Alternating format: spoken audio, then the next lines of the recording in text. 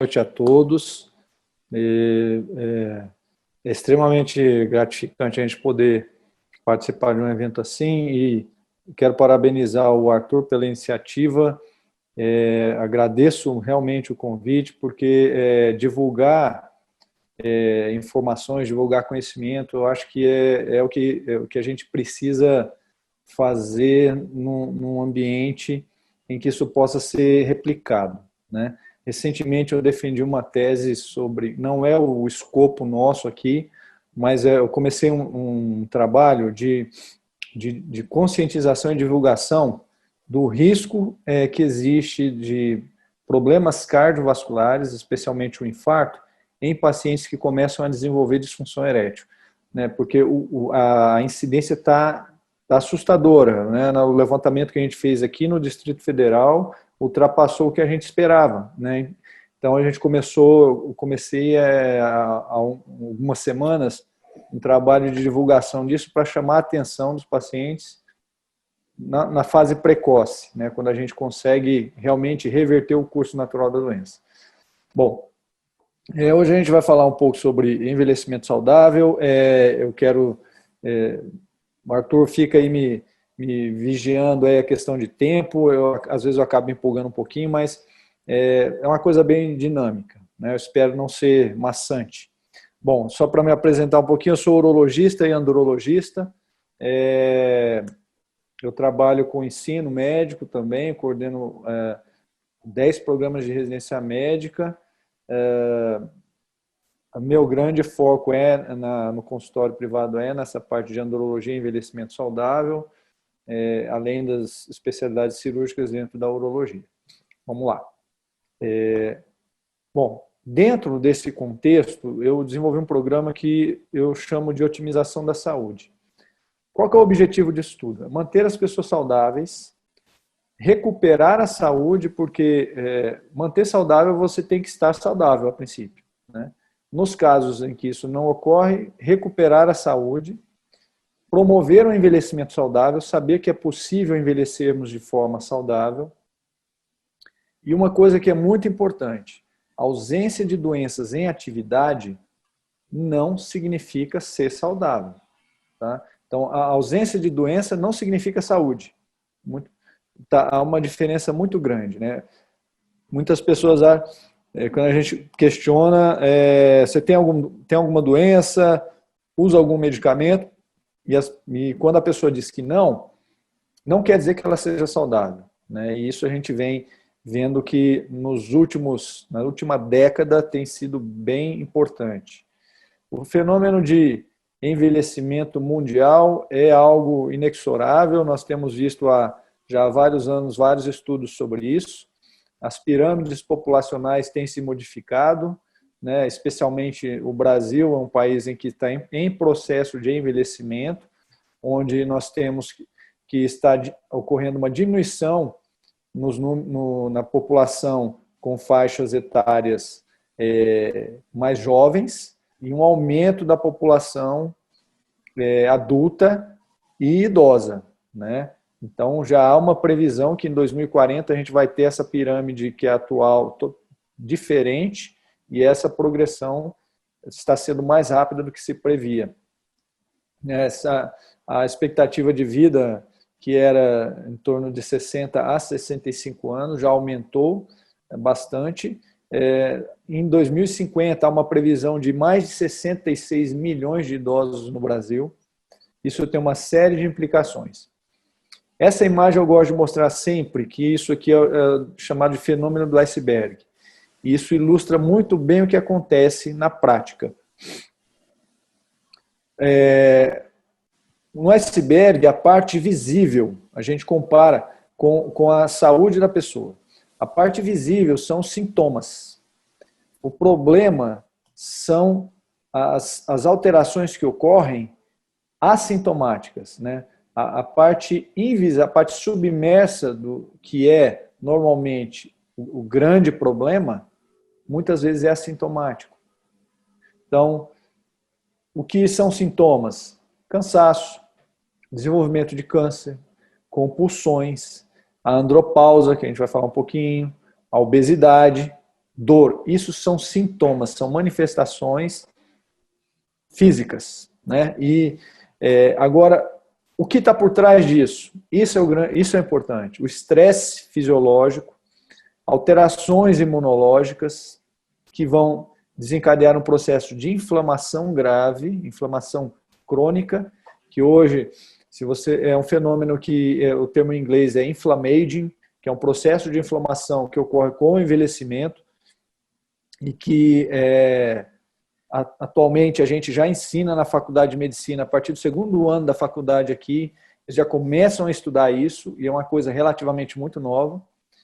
Isso vai culminar com as disfunções graves, com o desenvolvimento dessas doenças mais graves e crônicas do envelhecimento. Nos Estados Unidos, há mais de 400 mil casos de morte súbita por ano. Esse trabalho é um trabalho que foi recentemente publicado e que é uma revista conceituada em cardiologia, uma das mais conceituadas. É um trabalho que mostrou que a partir de 2011 nós tivemos um aumento muito grande na incidência de infarto, doença cardiovascular, a partir dos 40 anos de idade, né? Então, há um aumento no número de pessoas apresentando essas doenças em idades mais jovens e que isso já ocorre estatisticamente a partir dos 40 anos de idade. Então, o que eu falo para os meus pacientes? Hoje em dia, você entra numa faixa etária de risco de infarto aos 40 anos de idade. Quando eu me formei há 20 anos, era 65. Né? Então, a coisa vem deteriorando, né? A nossa saúde vem deteriorando muito rápido.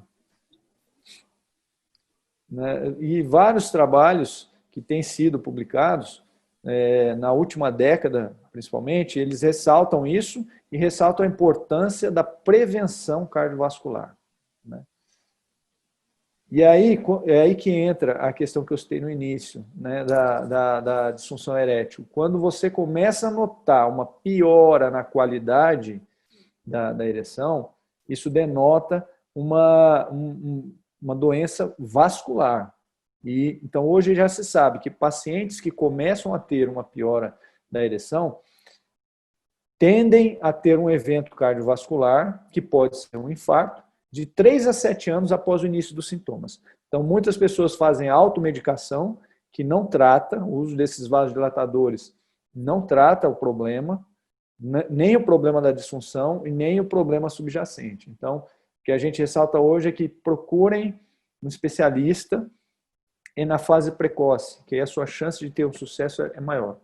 Existem algumas teorias do envelhecimento que tentam explicar por que nós envelhecemos. Parece, às vezes, uma coisa óbvia, mas há muita fisiologia por trás disso. E eu vou citar aqui as principais, né? A teoria mitocondrial e dos radicais livres é uma das bases do estudo do envelhecimento, né? Onde todos já ouviram falar sobre radicais livres. Isso leva a um metabolismo oxidativo, isso lesa a mitocôndria. Com a perda das mitocôndrias, que é a usina de força da nossa célula, a célula ela entra em apoptose, ela morre, porque a mitocôndria é quem produz o ATP, né, a energia para a célula. E tem trabalhos mostraram já há várias décadas, né, que se você mantiver uma saúde mitocondrial, você tem uma tendência que essa célula dure mais tempo. A teoria nutricional, todos nós sabemos que a dieta é uma das bases para a nossa saúde, né? Você tem que ter uma dieta equilibrada, saudável, não fazer dieta, não fazer regime, mas ter uma dieta equilibrada. E dentro desse contexto todo, eu destaco a dieta anti-inflamatória, que é justamente voltada para evitar o desenvolvimento de doenças crônicas, de doença cardiovascular e câncer.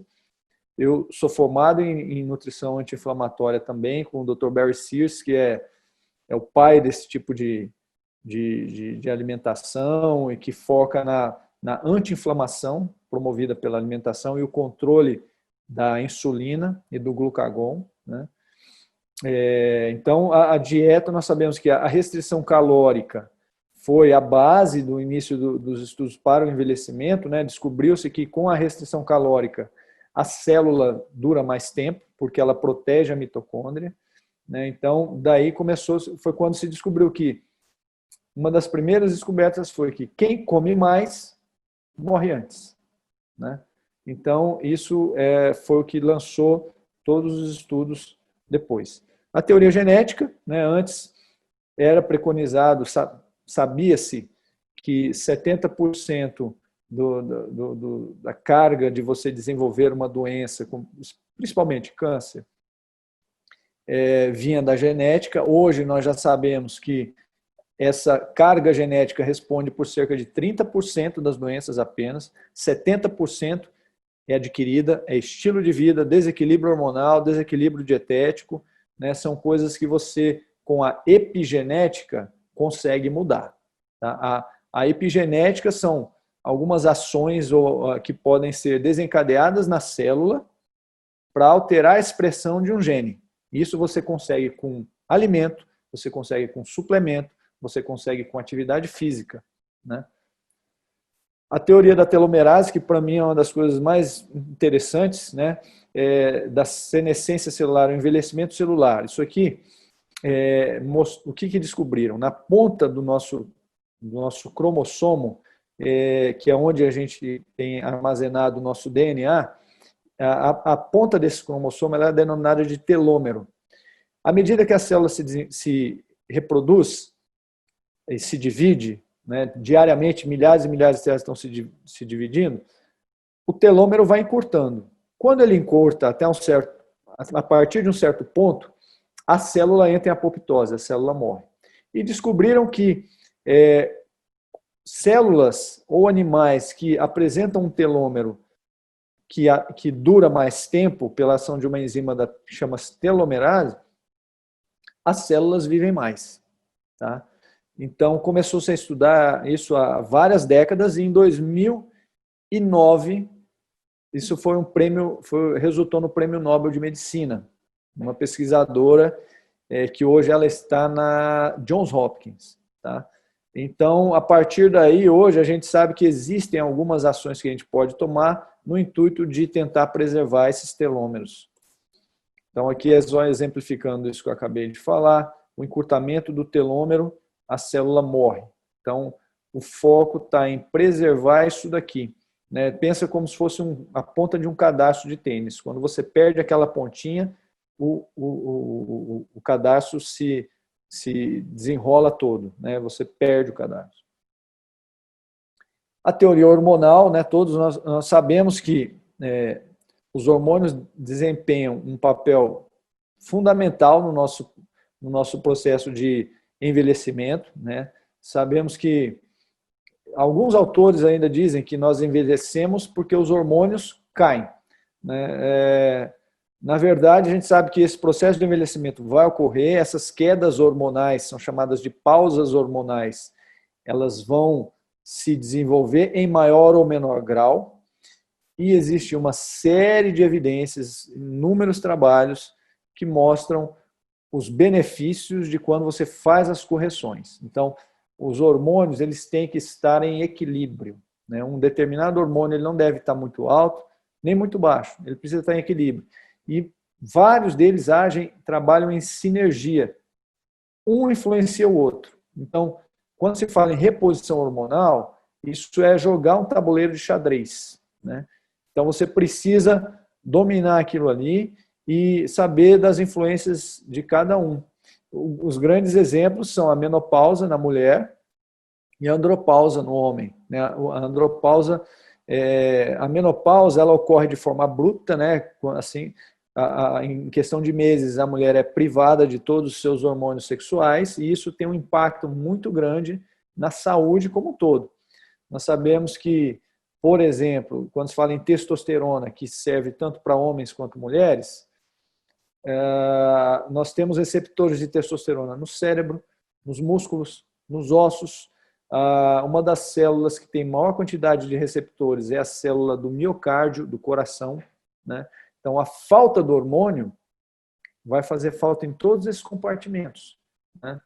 Então, o equilíbrio, a busca desse equilíbrio é que é a chave para a gente utilizar a terapia de reposição hormonal em nosso benefício. E qual dessas teorias é a correta? Pelo que nós entendemos, todas, né? Uma não exclui a outra. Nós sabemos que é um conjunto de fatores que vão promover o processo de envelhecimento. Ele é uma resposta adaptativa, né? Pode estar relacionado, a gente precisa tentar buscar isso como uma satisfação, uma oportunidade de crescimento pessoal, investimento na família, aquisição de conhecimento, né? Em vários países, os idosos são venerados, são respeitados, né? Infelizmente, ao contrário do que a gente vê aqui no nosso país. E quando a gente fala em envelhecimento, a gente não pensa só em pessoas mais idosas, né? No Brasil, o idoso é a partir dos 60 anos de idade. 60 anos de idade, a pessoa está numa idade extremamente produtiva, né? Eu tenho pacientes de até 93 anos. Então, e hoje a gente começa a evidenciar essas quedas a partir dos 30 anos de idade, né? Então, quando eu falo aqui em envelhecimento, no adulto, né? Então, sentir-se jovem é diferente de desejar ser mais jovem, né? Jovem no sentido de você ser saudável. Então, como envelhecer, né? Essa imagem demonstra muito bem, né, o que nós vemos aí no dia a dia, e isso é o que nós procuramos buscar, né? Você ter um envelhecimento de forma saudável. Então, existem vários trabalhos mostrando que também, com esse aumento da expectativa de vida, há uma previsão de quase que uma pandemia de Alzheimer, né? Isso tem sérias consequências econômicas. Atividade física, né? Para você promover o envelhecimento saudável, como eu citei antes, atividade física, o controle do estresse, que talvez seja uma das coisas mais complexas aqui para a gente fazer, difícil do médico atuar, porque o estresse tem que ser entendido que qualquer condição externa que tente tirar o nosso organismo da situação de equilíbrio é um estresse. Então, o estresse pode ser um estresse físico, uma doença, pode ser um estresse psicológico, pode ser um estresse no trabalho, né? Aquela questão da pessoa acorda e vai para a batalha, vai trabalhar, encara o trabalho como uma batalha, e isso tudo desencadeia uma resposta endócrina no nosso corpo. O equilíbrio alimentar, eu já citei a dieta anti-inflamatória, hormonal, e aí a suplementação bem individualizada, dependendo do paciente. Só para citar, nós falamos sobre a testosterona, a reposição hormonal, essa é a molécula da testosterona. Em homens, né, a gente fala um pouquinho da andropausa, que é a queda dos níveis de testosterona progressivamente, que a gente ocorre, na verdade, hoje sabe que é antes dos 40 anos de idade. DAEM é uma sigla que é o termo científico que nós utilizamos para andropausa, que é o déficit androgênico do envelhecimento masculino, né? Popularmente conhecido como andropausa. Então, nós estamos vendo quedas cada vez mais precoces e existem muitos medos e controvérsias quando se fala sobre reposição de testosterona, que é hoje uma prática muito segura, estabelecida, desde que seguida da maneira correta. Os sintomas são vários: alteração no tônus muscular, perda de massa muscular, perda de resistência física, uma degeneração da composição com aumento da gordura corporal total, especialmente abdominal, distúrbios no sono, tá? Distúrbios no sono, alterações na resposta ao estresse, redução na capacidade de trabalho, cansaço, né? Piora na atividade sexual, e a disfunção erétil também tem sido associada com o processo de envelhecimento, não que ela seja uma causa especificamente da deficiência hormonal. Então, a testosterona é o hormônio do sexo? Não. Ela é necessária para a nossa saúde. Homens e mulheres. Então, como eu falei, vários sintomas, né?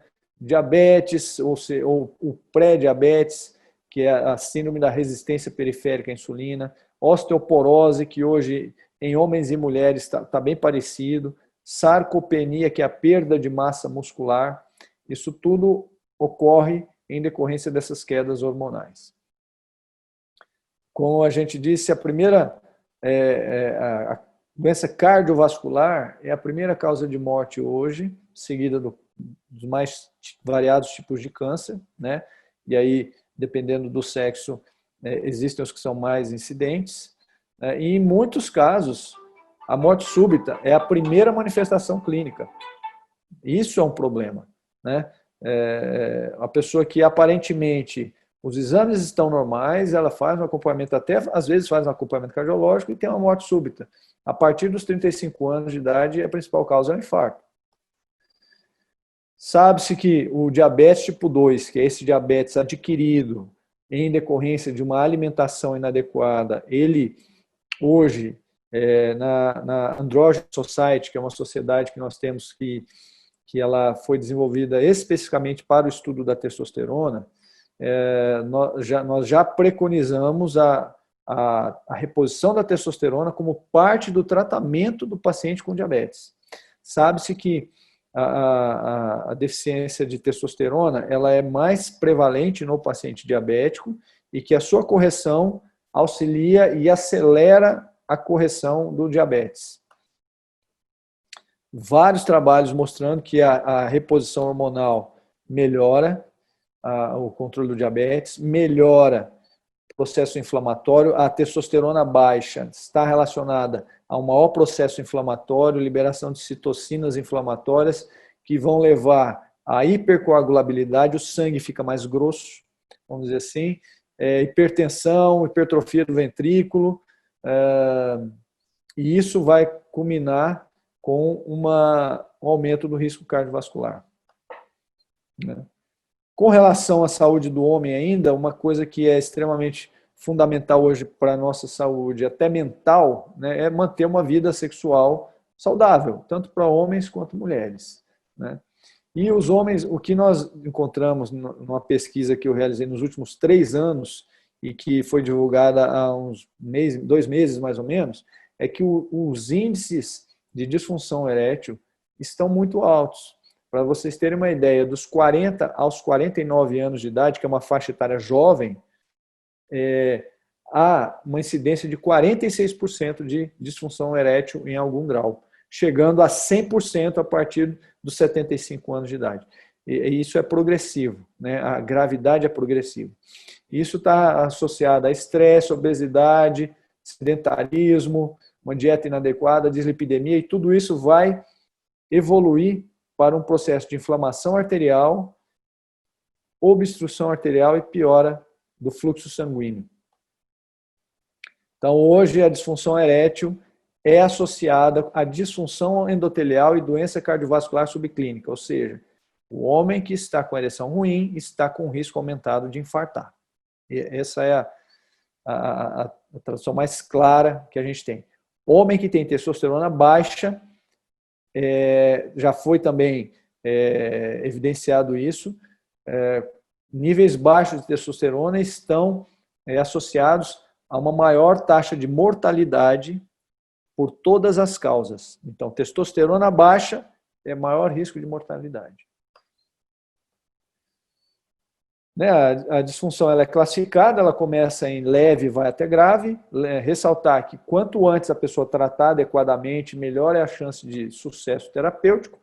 Aqui é para demonstrar que o problema é vascular, certo? Essa aqui é a artéria cavernosa, que é a artéria que irriga o corpo cavernoso e que ela dilata e leva o sangue para o corpo cavernoso. Com o envelhecimento, todas as artérias do corpo envelhecem também, perdem fibras elásticas, fibras colágenas e vão ficando mais resistentes a essa vasodilatação.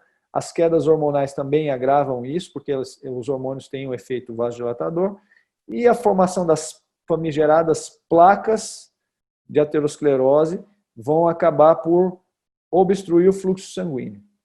E o resultado é a piora da função erétil. Então, aqui é para mostrar para vocês, isso aqui é um dado que foi divulgado agora, esse ano, né, há 2 meses. Então, isso aqui é a prevalência da disfunção pela faixa etária. Por que eu estou ressaltando tanto essa questão da disfunção? Porque hoje a gente encara a ereção como um termômetro da saúde. O paciente que queixa para mim disso, eu interrogo todos os meus pacientes, eu preciso ter um olhar mais voltado para a saúde cardiovascular desse paciente, além de tratar a disfunção. Então, vocês veem que ela é progressiva e a gravidade também é progressiva.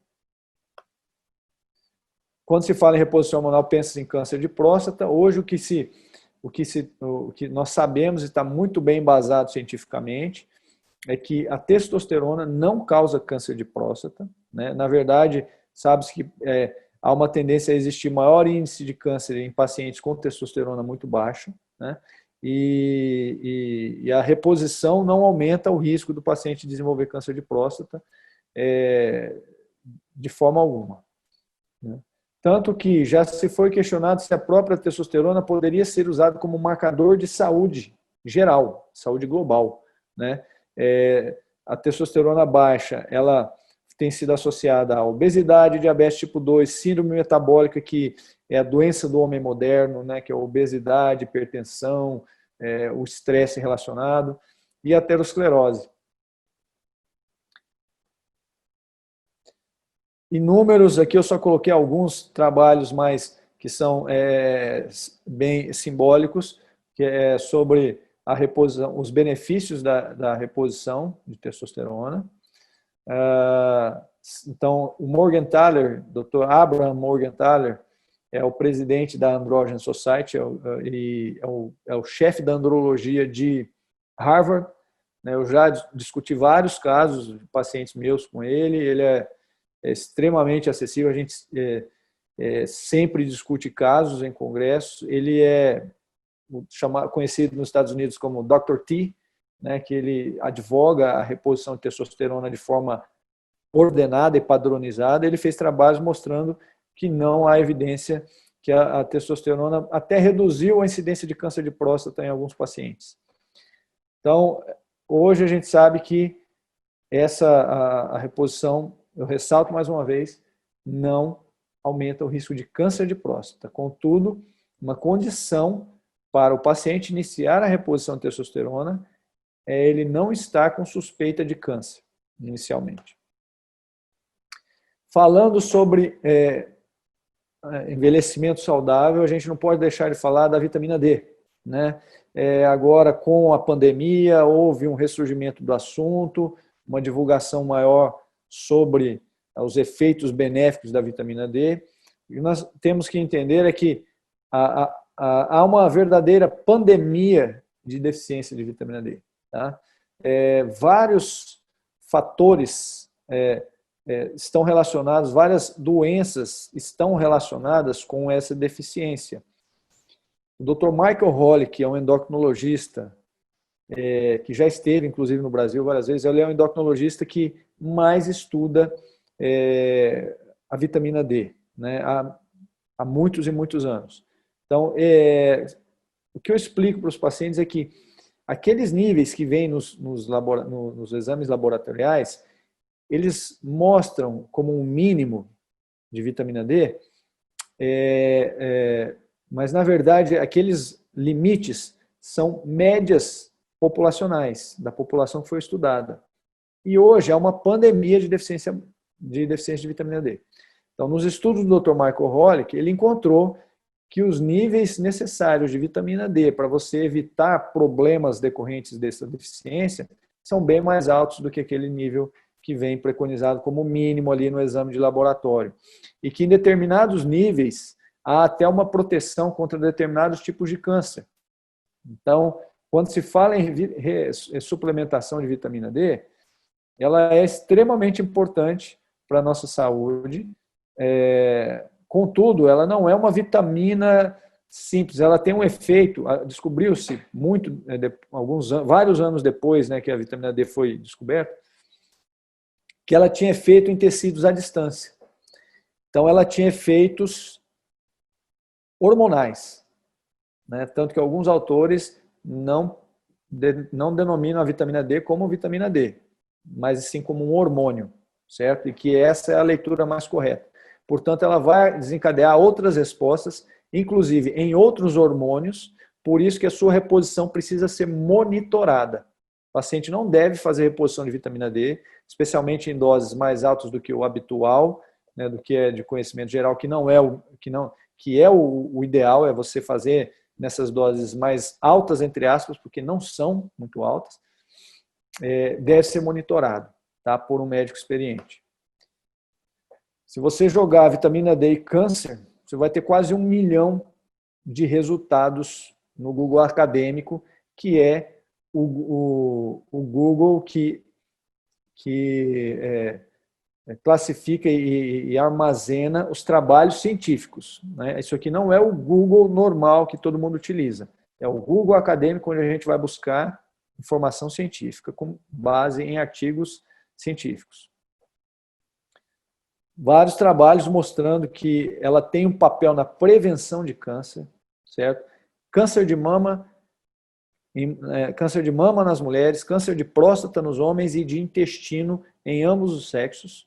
Né? Vocês veem aqui que o autor aqui, o último autor desse artigo é o Dr. Michael Holly, que justamente de quem a gente estava falando. Então, ela é extremamente importante nesse papel. O estresse, como eu falei, é a parte talvez mais complexa do médico atuar, né? Mas a gente precisa explicar essa dinâmica para os pacientes. Né? Qualquer desses estímulos que tendam a tirar a gente do equilíbrio, né, podem nos tirar da homeostase, que é o equilíbrio metabólico, e pode levar ao desenvolvimento de outros problemas. Né? Todos já ouviram falar que o estresse é uma causa de infarto, de derrame, de problema cardíaco, e isso é totalmente correto. Além de outros problemas, inclusive câncer. A osteopenia, a perda da postura, né, com o envelhecimento, né, vai havendo um arqueamento da coluna, uma diminuição da massa muscular, né, uma diminuição da resistência dos tendões, as pessoas até diminuem a estatura. Né? Isso está relacionado principalmente com tanto a osteopenia quanto a sarcopenia, que é a perda da massa muscular, estão relacionados com as deficiências hormonais. Né? Então, sintomas são vários. Né? Hoje mesmo eu atendi um paciente jovem inclusive, tá? que faz exercício, não consegue melhorar a composição corporal, e quando eu vou estudar esse paciente, ele está com um desequilíbrio hormonal importante. Né? Então, a grande questão que fica para todos, né, todos nós, né, eu me incluo nisso, eu não posso preconizar uma coisa que eu não acredite, que eu não faça em mim, para mim, ou para meus familiares, ou para meus entes, é como nós desejamos envelhecer. Né? Isso é uma escolha de cada um. É difícil? É difícil.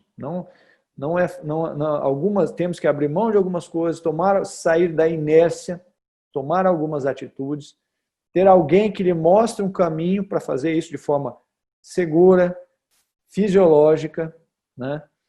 Então, mas parte de cada um, né? Como você quer que esse processo de envelhecimento se desenvolva. Eu gosto de mostrar essa foto. A gente tem aqui uma figura antiga, né? Que a gente vê como nós vamos envelhecer, como o Luke ou como o Solo, né? O Solo aos 74 anos. Harrison Ford. E o Luke, 10 anos mais jovem, parecendo 10 anos mais velho. Isso é o que nós vemos todos os dias. Todos os dias. Isso é o que eu vejo na prática diária. Né? E o Chewbacca, em 77, estava aí com o pelo bonito. Em 2017, estava mais bonito ainda o pelo dele, mais brilhoso. Né? Então, eu acho que o Chewbacca sabe qual é o caminho a ser percorrido. É esse caminho que a gente fica tentando buscar sempre. Atividade física, não há como dissociar. Eu não posso dizer uma coisa e fazer outra. Tem que ter atividade física para o envelhecimento saudável. Tem que ter uma dieta adequada para ter um envelhecimento saudável. E para isso nós precisamos sair da inércia. O ganho que você vai ter lá na frente é muito grande. Então, duas pessoas com a mesma idade, né? E aqui não é montagem. Isso é uma foto clássica. Como cada um quer. Isso eu não diria que isso seria o ideal. Eu acho que nós temos que ter um ponto de equilíbrio para cada pessoa, né? Não devemos tratar os pacientes com receitas de bolo, né? Nós devemos individualizar muito bem cada tratamento, identificar quais são as necessidades de cada paciente, tendo em vista quais são as bases, né? E aí a gente consegue resultados. O envelhecimento é um processo contínuo, ele começa após a fecundação do óvulo. Quando o espermatozoide fecunda o óvulo, a gente começa a envelhecer, né? É um processo que pode ser saudável, pode realmente ser saudável, e existem várias estratégias viáveis que a gente pode e deve lançar mão para que isso ocorra seguindo essa fisiologia, seguindo um processo de envelhecimento com saúde. Ele pode ser saudável, pode ser retardado. O que a gente tenta é diminuir a velocidade do ponteiro, né, do ponteiro biológico. Não pode ser revertido. Não existe como reverter o envelhecimento ainda, né, por enquanto. Mas a gente pode trabalhar no sentido de melhorar esse desenvolvimento. Eu gostaria de agradecer mais uma vez o Arthur. Eu fico à disposição se você determinar que há tempo para questionamentos, perguntas, né? E eu agradeço muito realmente o convite e deixo aqui meus contatos, fico à disposição de todos para a gente conversar posteriormente ou se alguém tiver alguma dúvida no momento. Arthur, muito obrigado. Valeu, doutor. Eu que agradeço muito, muito, muito. Eu sempre gosto de fazer isso. Quando eu tenho uma experiência com um profissional que trouxe benefícios, que na verdade mudou a minha forma de pensar com relação à saúde e envelhecimento, né? Como foi o caso do Dr. Epaminondas, eu quero compartilhar com o maior número de pessoas, né? Então, por isso eu sugeri que a Integrar Todos os Amigos e Parceiros tivesse a oportunidade, né, de conhecer o seu trabalho. Então eu assino embaixo, obrigado mesmo, e caso alguém queira fazer alguma pergunta, fique à vontade, pode ser no chat, pode abrir o microfone também e pode perguntar. Enquanto vocês vão pensando, doutor, eu queria fazer uma pergunta, que o senhor falou sobre dieta anti-inflamatória. O que seria basicamente uma dieta anti-inflamatória?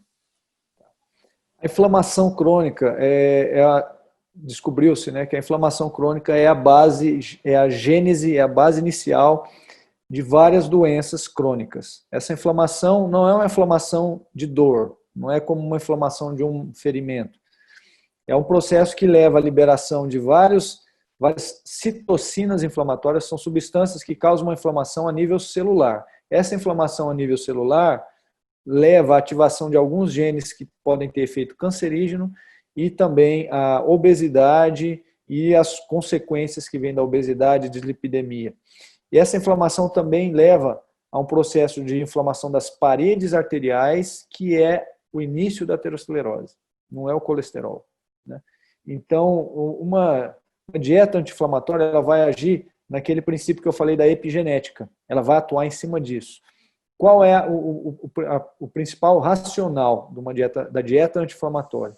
É que em cada refeição nós temos que ter um equilíbrio na quantidade de calorias ingeridas que vem dos carboidratos, proteínas e gorduras. Então, o objetivo principal dela é controlar inicialmente a insulina e o glucagon, que são os hormônios que fazem o controle da glicose no sangue. Então, o que a gente vê na prática? Que a maioria dos pacientes, quando vai ao médico, eles pedem os exames e pedem lá a glicemia de jejum. Muitas vezes a glicose, a glicemia vem normal. E o paciente ou o médico se dão por satisfeitos, né? Acontece que se esse paciente estiver com a glicemia normal, mas com uma insulina muito alta, esse paciente está com uma síndrome de resistência insulínica, que desencadeia esse processo de inflamação e que, anos depois, vai se transformar num diabetes. Então, é o que se chama de pré-diabetes, né?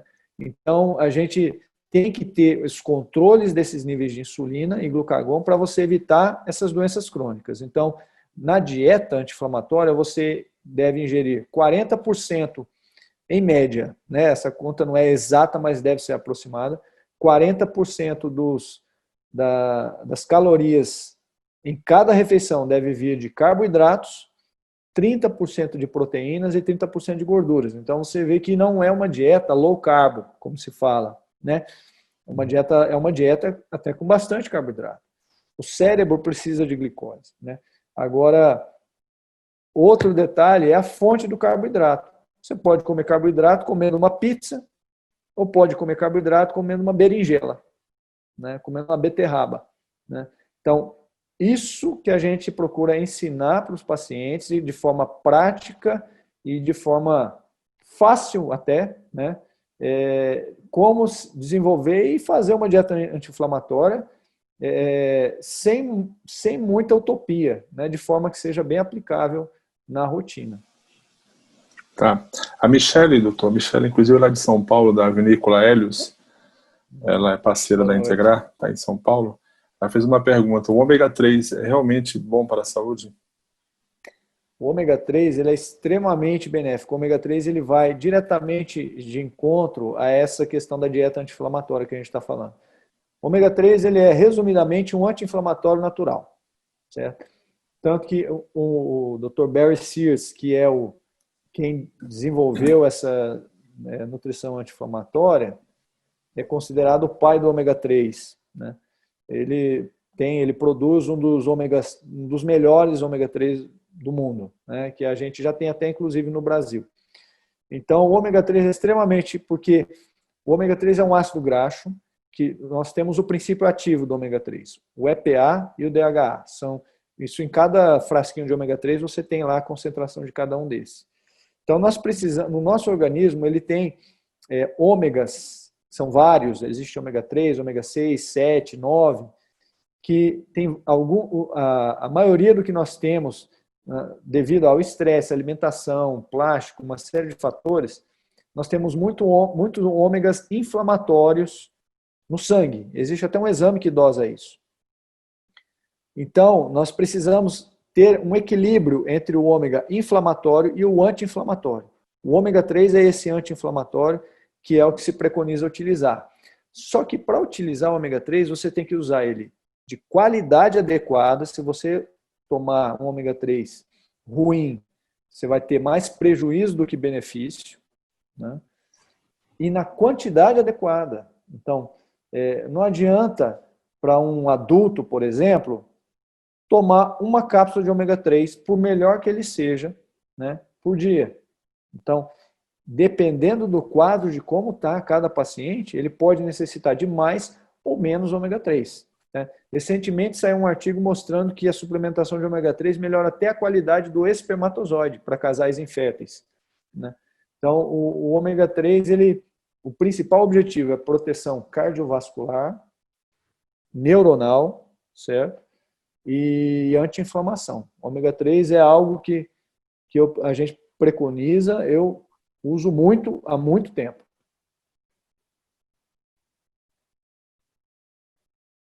Todos aqui estão até colocando já mensagem que sabe que tem que mudar a alimentação.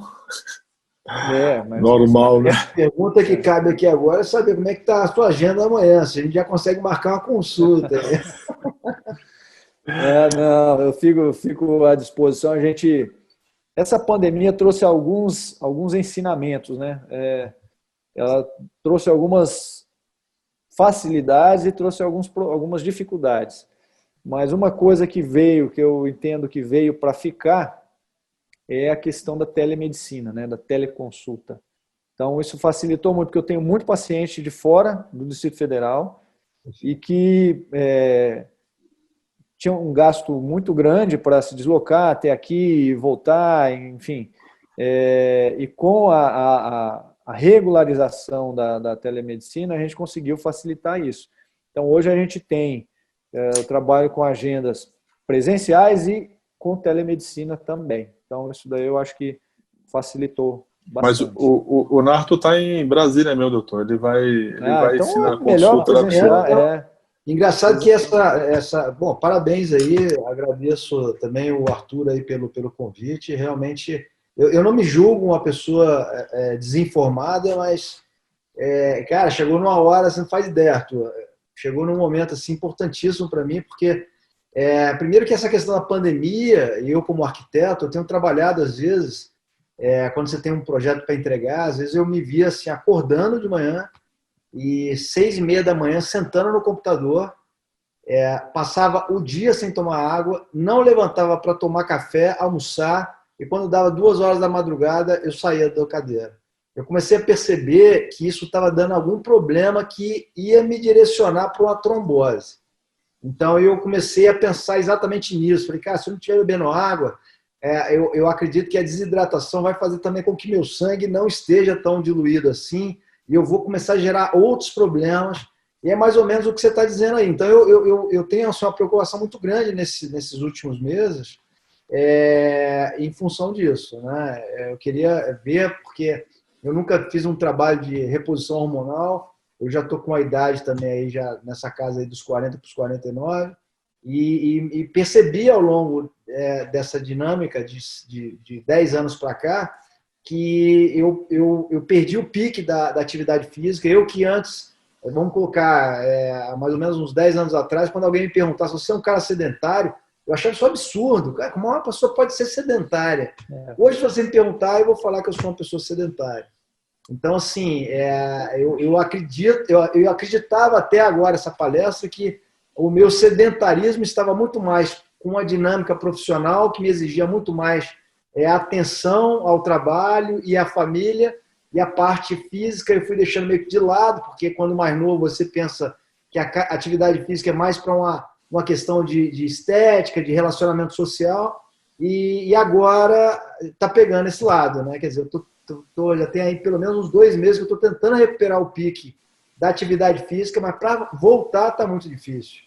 Assim, situações de repente pagar 1 ano na academia e não frequentar a academia, entendeu? Então é uma questão que merece sim aí uma consulta com você para iniciar uma parceria forte aí, viu? Nato, eu fico feliz de ter passado, transmitido informações aí que podem te ajudar. Muitas vezes existe aquela questão também, a pessoa vai no médico e fala, não, você tem que ir para academia, você tem que malhar 3, 4 vezes por semana. Tá, mas como é que você está do ponto de vista energético? Como é que está a sua produção de ATP? Como é que você está metabolicamente falando? Então, você não pega um carro de tanque vazio e viaja com ele. Você tem que abastecer primeiro. Então, essa análise que é importante até para você ter energia, ter combustível para voltar. Eu ressalto que eu acho que essa questão de você explicar, por exemplo, para mim, eu sou uma pessoa que não adianta uma receita de bolo. Eu preciso entender o porquê, mesmo não sendo médico, eu preciso entender o porquê, porque aí automaticamente eu faço a coisa, né? Exato, eu acredito que essa é uma deficiência que tem no Brasil. Os médicos, na verdade, passam a dizer, você tem que fazer isso, isso, isso. Mas a pessoa não entendendo, é muito difícil dela seguir, né? Existe, inclusive, um trabalho, é por isso que eu comentei hoje com um paciente que veio comigo. O principal de um atendimento médico é a consulta. A consulta médica. Isso se perdeu. Por isso que nos atendimentos eu gasto, em média, 1 hora com cada paciente. Legal. Isso é o que vai me chamar a atenção para um ponto específico, ou acender a luz amarela para uma coisa ou outra. Se eu passo por cima batido, eu não vou estar ajudando essa pessoa. Como você mesmo identificou, o principal é você entender por que você está fazendo aquilo. Né? Que aí a aderência do tratamento vai ser maior. Você vai seguir Parece que é uma coisa muito difícil, mas quando você entende e coloca na tua rotina, aquilo fica automático, né? Tem um trabalho simbólico que foi publicado há poucos anos atrás. Eles pegaram pacientes para tratamento urológico, né? E fizeram 2 grupos. Um grupo, o paciente entrava e saía, ele sentava na cadeira, o médico falava: ó, o senhor tem esse diagnóstico, está aqui sua receita, leia e use como está escrito. No outro grupo, o médico explicava para o paciente: olha, esse medicamento você vai usar nessa posologia, ele vai ter uma ação assim, assim, assim, ele vai servir para isso. A diferença na resposta chegou a mais de 30%, usando o mesmo remédio.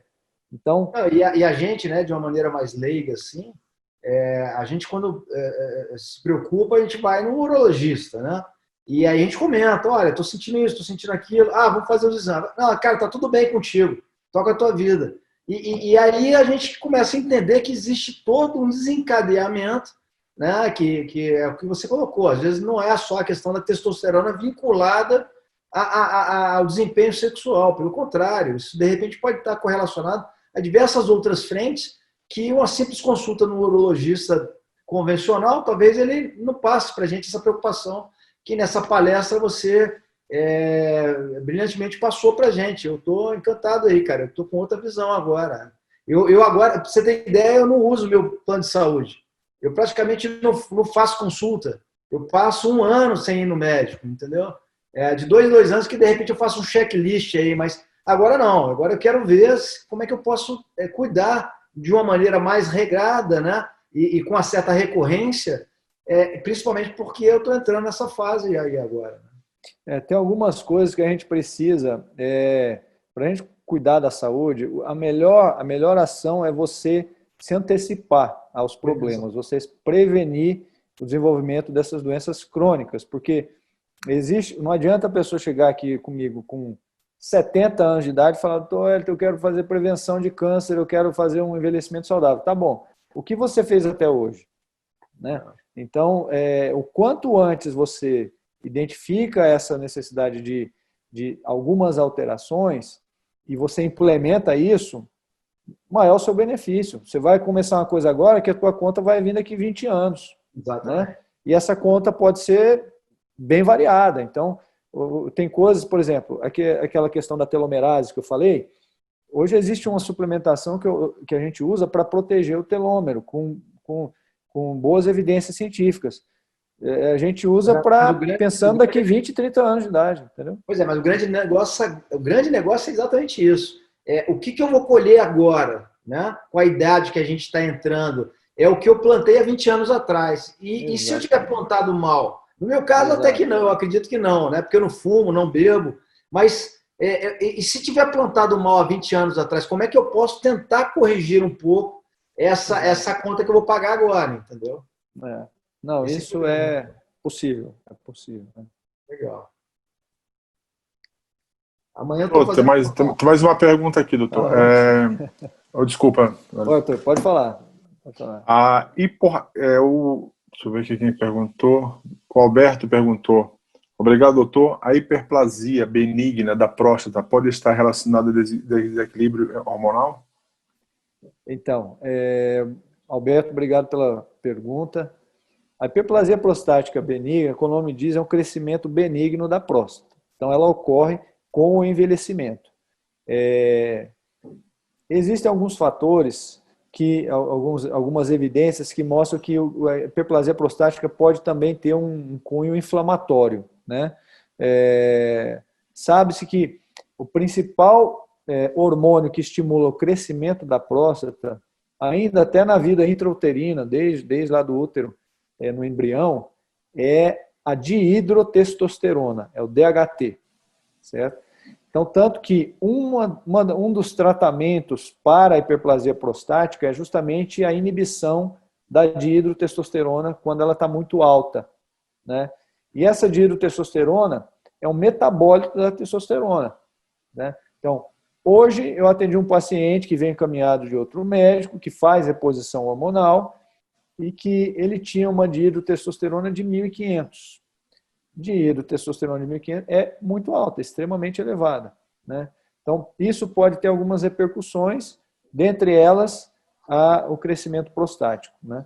Então, não é a deficiência de testosterona, né, que pode levar à hiperplasia prostática, mas um desequilíbrio dentro dos subitens da testosterona. Quando a gente faz uma reposição de testosterona, o que eu menos olho é o nível de testosterona total. Esse é o menos relevante. Tá? Eu tenho que olhar todos os outros subitens dela para saber se é o item que é ativo, a testosterona ativa, se ela está boa. Às vezes você tem uma testosterona total normal, dentro daqueles limites, mas uma testosterona ativa muito baixa. Não adianta, não serve de nada. Então a gente precisa aumentar a oferta da testosterona para a célula. Doutor, tem mais uma aqui. A Michelle perguntou também qual o nome desse ômega. E é muito boa a palestra, agradeceu. E a Dani Teles está perguntando, é preciso se expor ao sol diariamente para ativar a absorção da vitamina D? Tá. A Michelle até mandou uma foto aqui de um ômega 3, se é bom esse ômega 3 aqui. Tá. Esse do FDC é um dos que é mais encontrados aí, né? O ômega 3, esse que eu citei, assim, hoje a gente existe algumas opções de ômegas saudáveis, certo? Que tem as quantidades mínimas e necessárias para que tenha o efeito dele, né? O efeito que a gente espera. Esse não é um desses, tá? Se você olhar lá no rótulo dele atrás, Michele, você vai ver que a quantidade de EPA e DHA por cápsula, não é por dose. Às vezes eles colocam assim, uma quantidade numa dose, mas está a pegadinha entre parênteses. 3 cápsulas, 4 cápsulas. Né? Então, a quantidade por cápsula é baixa desse ômega aí que foi mostrado. O importante é a gente ver o rótulo traseiro. Esse ômega do Barry Sears é o ômega da Zone Diet. É uma marca dele, americana, e que já existe, que eu sei, em Brasília, tem um local que vende isso. Existem outros ômegas de boa qualidade, né? A maioria é importado, mas existe até ômegas nacionais de muito boa qualidade. E hoje eu acredito que tem umas 4, 5 marcas, existem mais, mas 4, 5 marcas que a gente consegue encontrar com mais facilidade. Depois, se quiser me enviar um e-mail, eu posso colocar essas sugestões aí de marcas, né, para cada um. Agora, ressaltando que a dose deve ser individualizada. Então, para ilustrar, eu já tive pacientes que eu prescrevi 4 cápsulas de ômega e já tive pacientes que eu prescrevi 10 cápsulas de ômega por dia. Então, não é igual para todo mundo. Isso que é bem importante.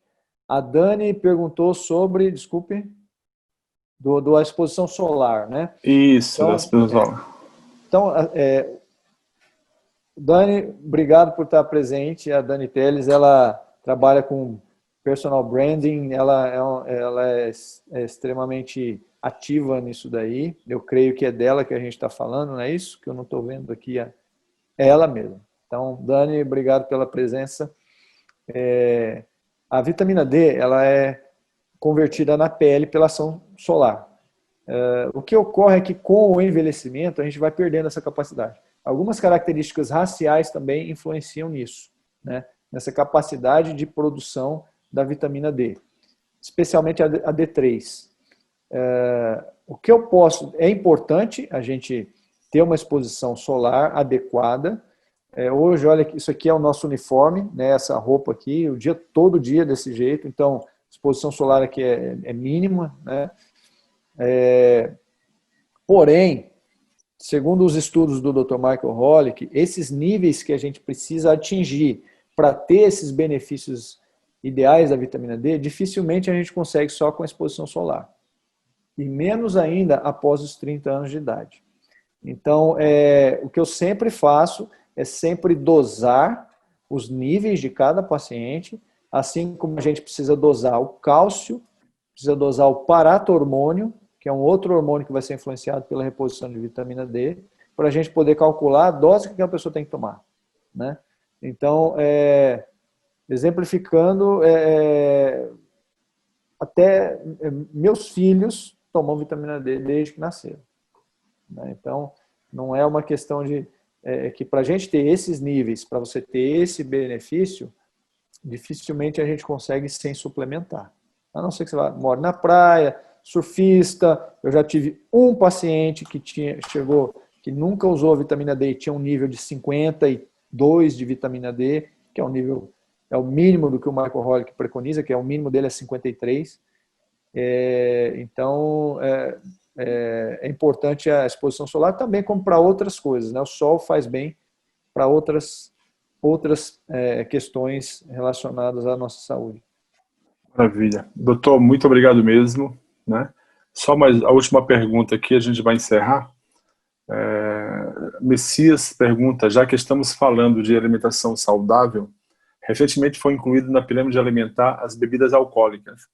Pergunta, qual o real benefício do vinho na dieta anti-inflamatória?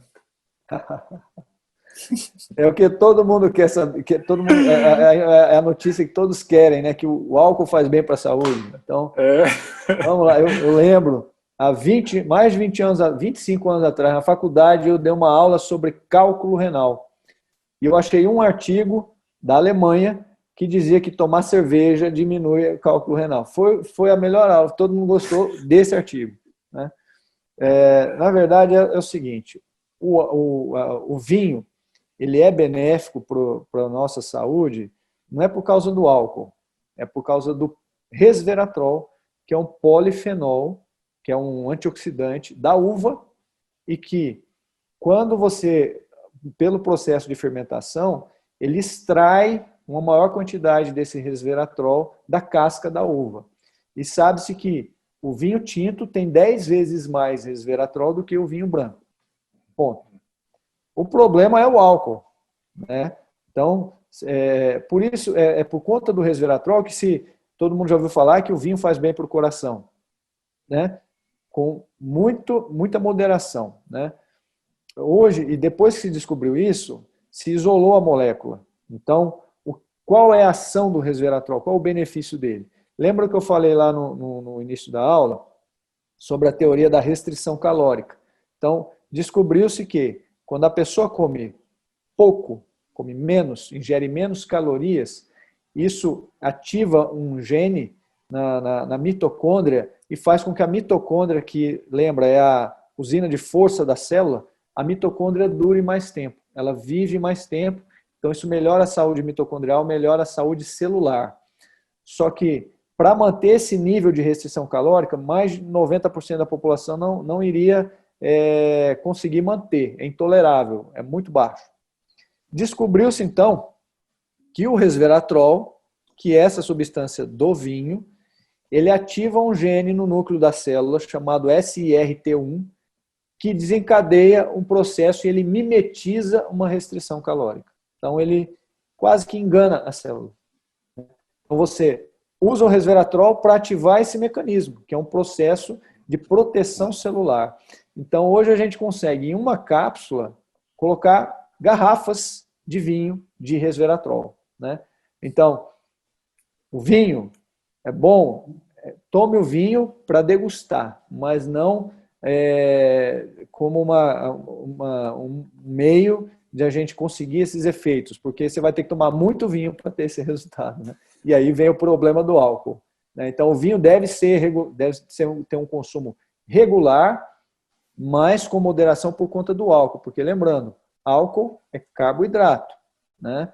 O consumo excessivo vai levar a um processo de inflamação, de tudo aquilo que a gente falou aqui agora, a um processo de inflamação, e que lá, né, quando se fala na cirrose hepática, cirrose é o grau máximo de inflamação hepática. Né?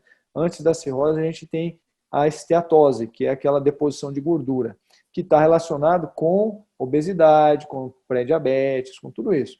Então, o consumo excessivo de álcool não é saudável. Isso a gente precisa ter bem em mente. Consumo moderado, aí sim, está o Arthur aí para nos passar os rótulos aí. Né? Exatamente. Eu seria essa é a pessoa mais indicada para os vinhos, né? E o senhor para o resveratrol, né? O resveratrol a gente tome o vinho porque gosta, deguste. O resveratrol a gente faz em comprimido. Eu lembro que o senhor passou uma receita para mim, passou resveratrol, né? Ele falou do vinho. Eu falei, doutor, não pode substituir esse resveratrol pelo vinho? Ele falou assim, ó, só que aí você tem que tomar 20 garrafas para poder compensar. Ó. Vai ser muito vinho. Tá bom, então, doutor, muito obrigado mesmo. Obrigado pela presença de todos, pela participação. Todo mundo gostou muito, todo mundo mandando participação aqui, dando parabéns, né? Agradecendo. Então, lembrando que essa palestra sendo gravada, vai ser editada e disponibilizada no YouTube. Eu vou disponibilizar no Instagram, né? Durante uma semana, e em seguida no site da Integrados Parceiros da Integrar Negócio. Tá bom? Doutor, você quer deixar seu endereço, seu contato, para que as pessoas possam entrar em contato e fazer uma consulta, então, conhecer o seu consultório? Fica à vontade. Arthur, eu quero agradecer, tá, mais uma vez essa oportunidade de divulgar um pouquinho desse conhecimento que a gente tem há tanto tempo batalhado para manter e sempre estar atualizando, né? Eu não sei se está projetando aí, na tela eu deixei aqui os contatos, tá? Se alguém, só me passa se vocês estão vendo, tem o e-mail, Instagram, e eu acho que tem o contato aqui. Você está vendo aí ou não? Tá vendo sim. Está projetando? Então, ótimo. Tá. Tem meu e-mail, eu fico à disposição, esse é o meu e-mail pessoal, que todo dia eu estou vendo e estou respondendo para os pacientes. E tem as mídias aí, se puder seguir, eu sempre estou postando algum artigo dentro da nossa área que seja relevante. E eu fico à disposição aí no que eu puder ajudar vocês aí. Muito obrigado mais uma vez, Arthur. Tá bom, então, obrigadão, viu? Um abraço a todos, boa noite, Deus abençoe. Valeu, gente. Um abraço, boa noite a todos.